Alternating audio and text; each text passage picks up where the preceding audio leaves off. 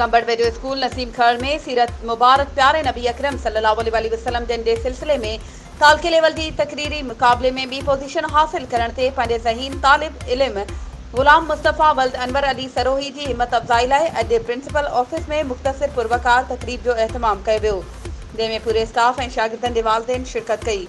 शागिर्द खे इल्मी दीनी मुफ़क्किर ऐं आलिम साईं अहमद शाह साहब जन नक़द इनाम ऐं किताब तोहफ़े में ॾिना। प्रिंसिपल तरफ़ां गुलनि जा हार ऐं ड्रेस इनाम तौरु ॾिनी।